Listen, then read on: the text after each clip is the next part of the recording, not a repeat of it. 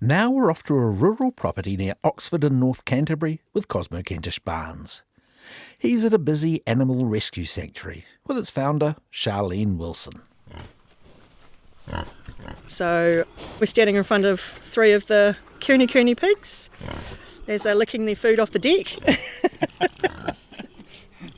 And there are other farm animals in the next door paddocks. There's a few. We've got 11 sheep, 4 alpaca, and they've had more sheep arrive since we first got them. They're sharing the grass with a small flock of sheep? They do, yeah. The alpaca are really great companions for the sheep. In fact, in South America, they use them as protecting the herd, big herds. So, and we found that when we get new rescues coming in, new sheep coming in, they'll just circle around the new sheep and just protect them. A caring animal. Yeah, they are. And they're very inquisitive. Wherever you go on the property, their little head pops over the fence and wants to see what we're up to. Yeah. Now, these kuni pigs in front of us are quite big. They are big. They're not big for a kuni by any means. I've seen them quite large. Yeah. But yeah, I've got 4 of them here. And Oh yeah, there's another one there coming towards that's us. Nellie. Nellie came to us last year. What are the names of the other pigs? We've got Kevin. This is Kevin here. And Frankie, they're brother and sister. And we've got Paul there and Nellie over here. Nellie, you can always tell it's Nellie because she's always wagging her tail. She's just gorgeous. Tell me about Paul, because if it wasn't for him, none of this would have started. Yeah, absolutely. Yeah, he was really the beginning of it all. A friend of a friend contacted me and knew that we lived out here and we might have a bit of space for Paul. And yeah, we says, yeah, he can come out and join Kevin and Frankie. So we had Kevin and Frankie not long after we arrived here. Yes.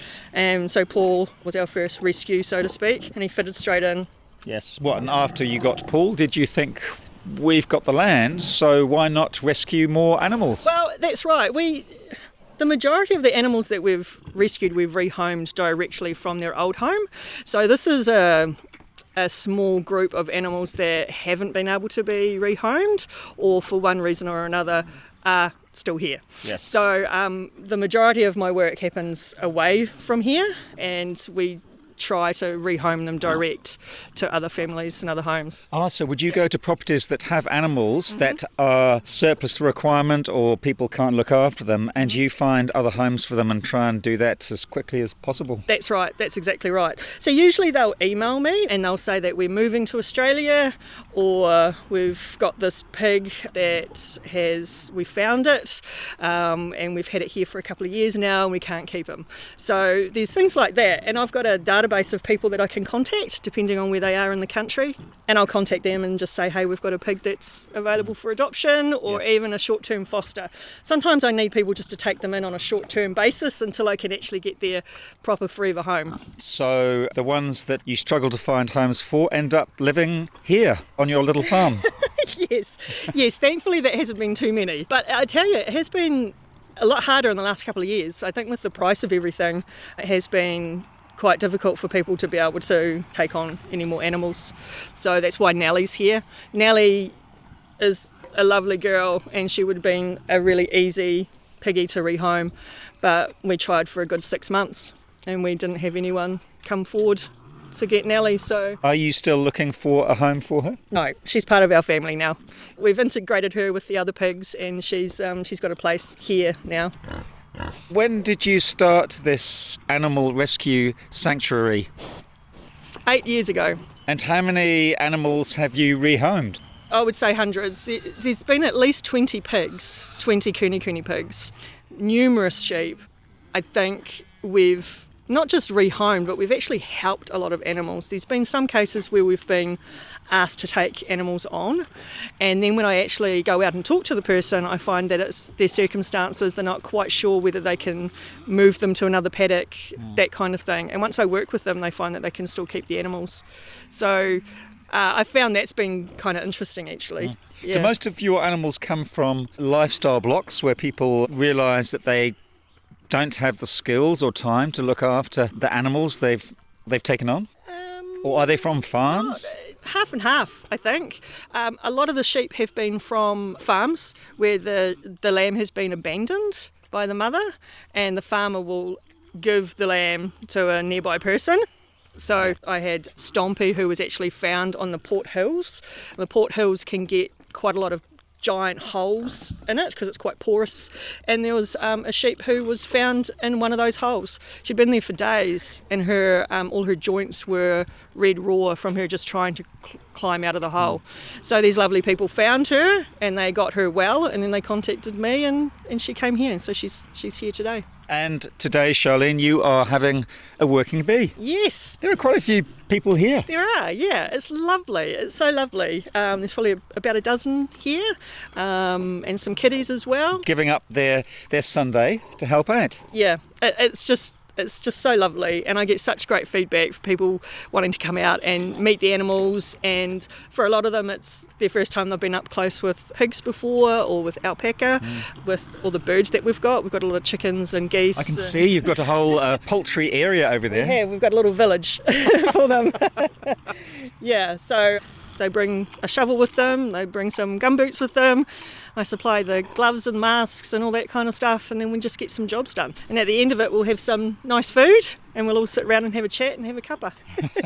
What do you do when you're not looking after all these animals and birds? I work at the university.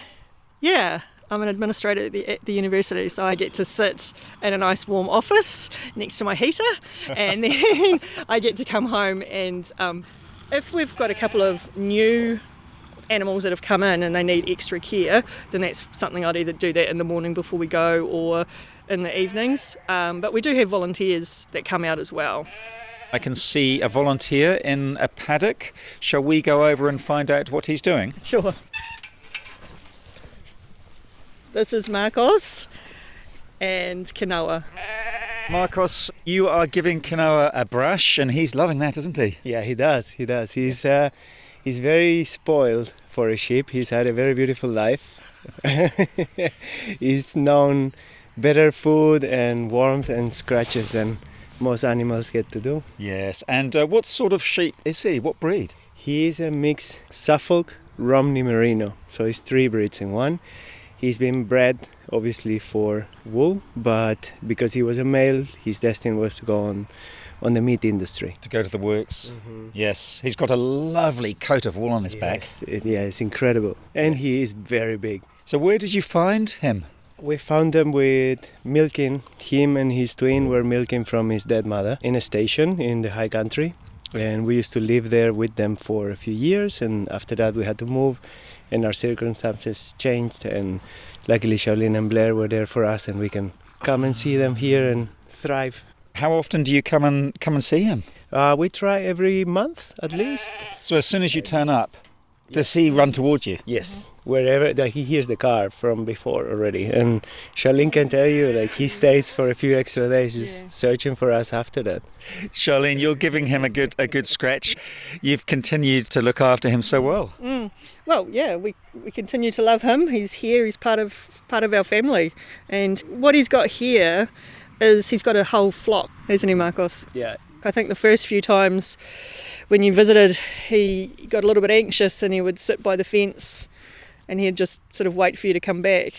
But now he's more with the other sheep, and he'll quite happily just go over and see them now and be with them. Yes. And what's your background, Marcos? Where are you from? I am Argentinian. I came to New Zealand a few years ago and worked here for plenty of years, not knowing if we're going to stay or not. And in the meantime, before we got our residency in New Zealand, we adopted them, so we were too attached to leave. Sharlene, do you get a local shearer to come in and shear these sheep? Yes, we do. We've got a lovely shearer who comes in to see us a couple of times a year, and he's very kind, very gentle, and he is used to dealing with smaller flocks as well as larger flocks as well. And I think that it just makes a big difference. The sheep are always very relaxed, and he handles them with care. That's lovely. We've come into another paddock, and this is where you've got a saddleback pig called Marshmallow. And she's snoozing in a cosy pigsty, isn't she? Yeah, we've spent a lot of time here digging out all of the old straw. So we do this a couple of times a year.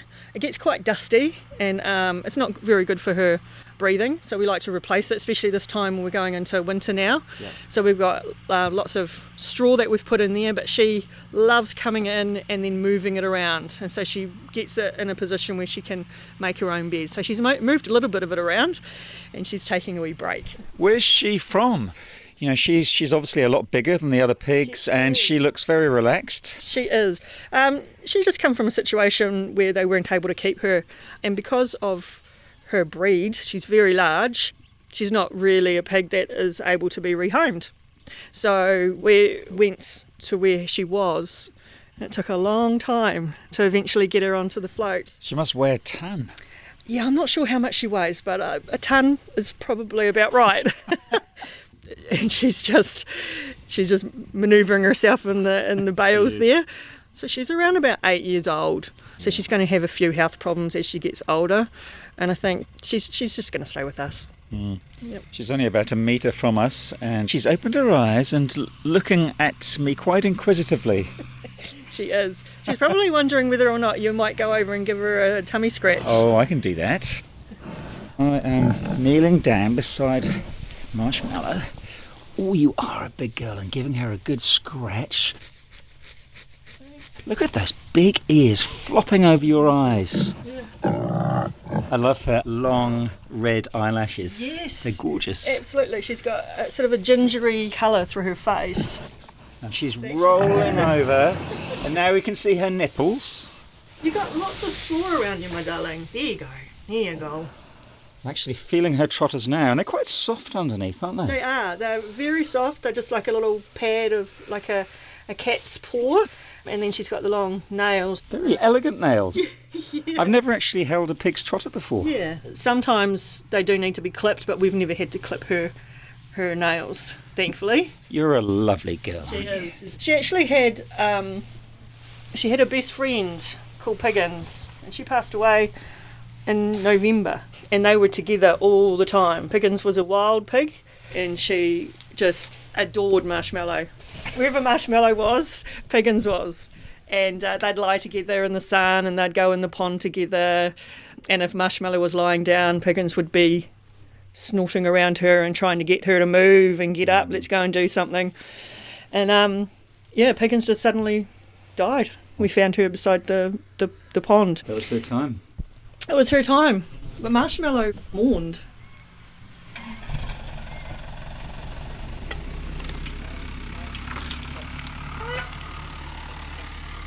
Now across the paddock from Marshmallow is the lake house where the Kuni pigs live. And it's right beside the pond. Right beside a large muddy pond. A large muddy pond.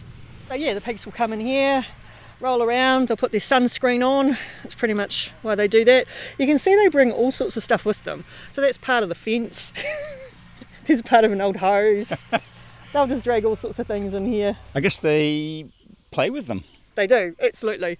In fact, Marshmallow has got a tyre and a piece of pink hose that she brought from her original house. And she still drags it around, and she still has it in her bed with her. Now on the other side of the fence, near this muddy pond, are lots of birds and several helpers doing different chores. Yes. Without the help of people coming out here, it just would be impossible. So that's why we run this every month, the first Sunday of every month. And we have volunteers come out. So who have we got here, Sharlene? Kate, Joe, Elora and Bridge. Elora, what made you want to come here and help out at this animal sanctuary? It aligns with my values. So a big part of my life is that I'm vegan, and I like to live in a way that is in alignment with that. And it's pretty limited, the kind of work that I can do. So it's really important that somebody is doing this mahi and that we can come out and help do some work, hey? It's nice to give back. Absolutely, yeah. And it's really important these people are living this every day, and it must be rewarding, however also exhausting, yeah. And what things have you been doing today? As part of the work here, we're pulling thistles, but we also cleaned out a lot of these chicken coops, put in some new kind of fresh sawdust, cleaning it all up for the chooks, keep them warm in the winter. How many birds do you have here? Oh gosh, so I've got 5 geese which come from a goose rescue a couple of years back from a deceased estate. So we went out and helped with that. We've got around 20 ducks, 15 Muscovy ducks, approximately 15 to 20 roosters, and probably double that in hens, so 40 or 50 hens. A lot of beaks to feed. Lots of beaks, that's right, that's right. Yeah, we'll feed out 100 kilos twice a week, just for the birds. Yep. This is my husband, Blair. Oh, hi Blair, how you doing? I'm Cosmo. Cosmo. You've got a drill in your hand? Yeah, we're going to put some little planters in the windows of the chicken coops for mint or rosemary. Mint and rosemary. Yeah. What a treat. Yeah. Yes. So it's going to slot on the inside of the coop, Yep. under the window, so it's going to get lots of light for the plant and a little bit of weather for the plant as well. But on the inside, it'll flow over when they start growing, and then the birds can peck at them. I've been wanting to do this for a long time. I actually saw somebody make a little garden, and they had the plants in the garden, but I was sort of thinking, they're going to get trampled, they'll get pecked and pulled out. I think it'd be better if we just had them in the little planter boxes inside on the windowsill. It will smell nice as well. Look at the duck doing that, digging right in underneath the water. Getting her beak right into the mud.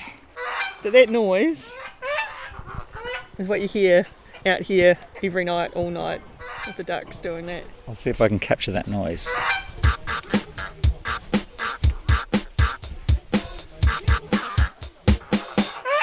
I'm guessing the most important thing for you, Sharlene, is having volunteers come and help out. Absolutely. It's really important if we can get as many people as possible. Once a month to come out here is wonderful, but I also need regular people during the week. If they could come out on a regular basis and do a few things during the day, that's actually been such a game changer for us when we have had people come out and do that. It means that things during the week can get organised as well and get fixed up during the week. And what's the best way for people to contact you? The best way would be through our contact page on our website. On the website. So it's canterburytales.co.nz. Tales as in Tails. As opposed to old-fashioned stories. That's right. But that's where it came from. Blair actually came up with that name when we were thinking about a name. And we thought it was quite fitting actually, because there is a lot of tales and there's also a lot of tales. Every animal and bird here has a story. Yeah, it has a different story. And often when we're doing the work, we're just talking about the animals and where they came from and their stories. Yeah, really important. We don't profit from the animals, so we don't sell eggs from the animals. There's no money involved at all when it comes to the animals. It's all done on donations, and we are actually a registered charity as well. We were registered 7 years ago as a charity, so yeah, it's really important that they aren't profited from in any way. Have you got any animals or birds up for adoption at the moment? No, but it's really important that I have people to contact, because the fostering happens very quickly. Like every day, any time of the day, someone could say, hey, this is an animal that needs a foster home. So I need to be able to have people I can contact. And it's really important. If people are interested and can foster, that could be from a chicken to a pig to a sheep, short term. And that gives me enough time to be able to find them a home. Cosmo having some fun with ducks and pigs at the Canterbury Tales Animal Sanctuary in North Canterbury. He was chatting to founder Sharlene Wilson. Check out the photos on rnz.co.nz.